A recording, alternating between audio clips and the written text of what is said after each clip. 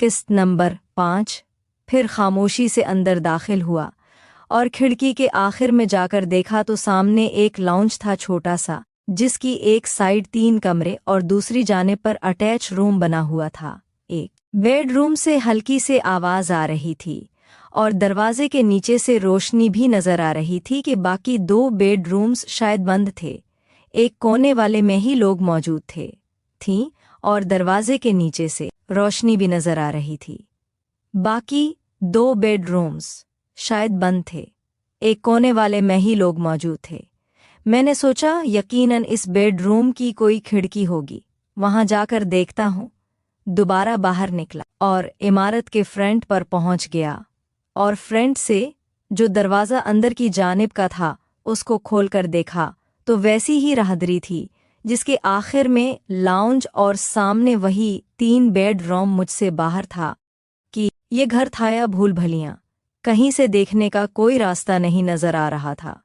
मैं बाहर निकलकर एक बार फिर से वहीं पीछे वाली साइड पहुंच गया और ऊपर जाने वाले दरवाजे से अंदर जाकर सामने बने दरवाजे को धकेला। उस बार वो खुल गया, शायद किसी ने अंदर से लॉक खोल दिया था।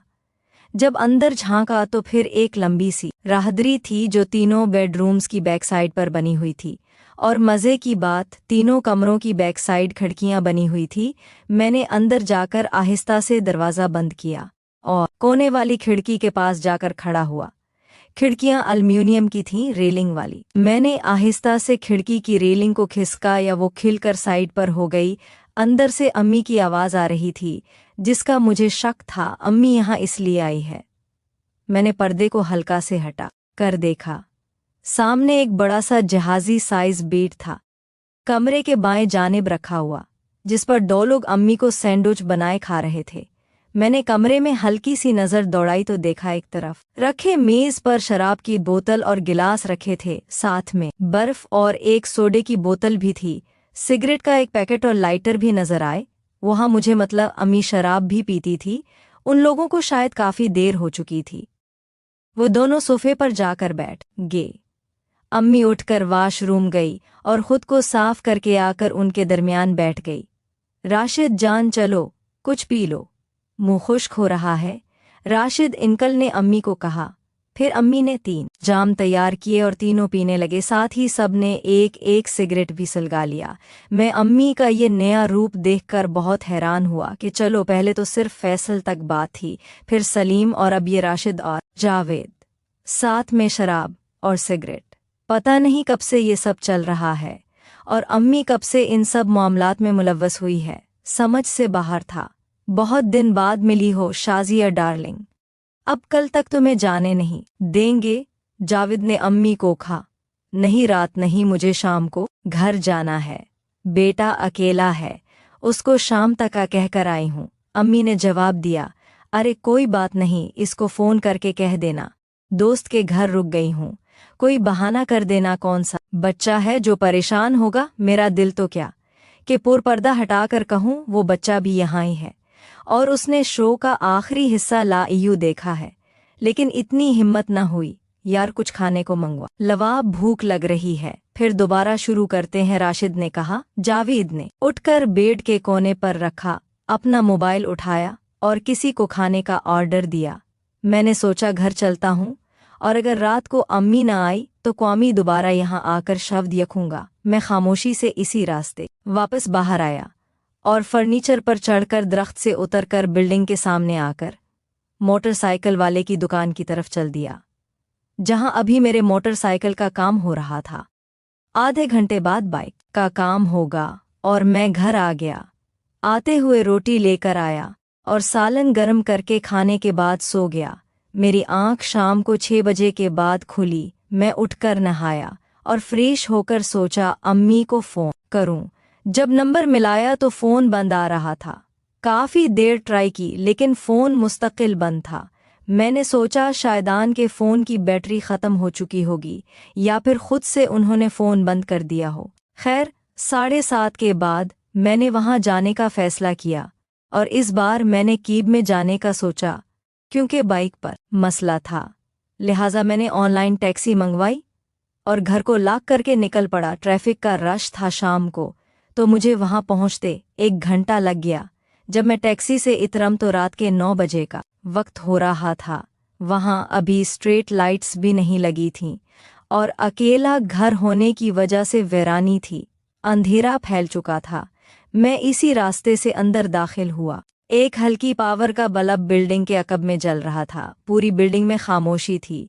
जब मैं उस कॉरिडोर में पहुंचा तो वहां भी हल्की रोशनी थी जो वहां लगे बल्ब से छिन रही थी। मैंने जहां उनको घर छोड़ा था पर्दा हटाकर देखा तो अंदर अम्मी राशिद के साथ अकेली सो रही थी, जबकि जावेद अंकल वहां नजर नहीं आया है। 10 मिनट बाद अरशद की आंख खुली, वो उठ बैठा। अरशद ने अपना फोन उठाया और किसी को फोन करने लगा। तभी कमरे का दरवाज़ा खुला और जावेद अंदर दाखिल हुआ।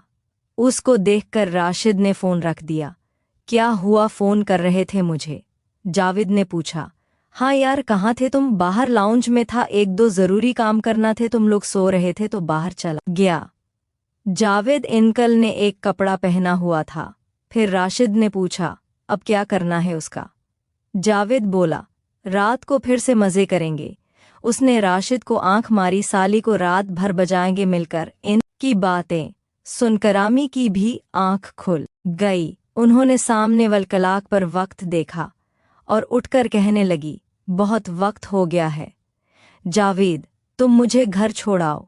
ये सुनकर राशिद ने कहा, शाजिया जान क्या करोगी? घर जाकर उस वक्त यहाँ ही रुक जाओ, सुबह छोड़ देंगे। अम्मी ने कहा, नहीं, फिर मिलेंगे, अब जाना है मुझे।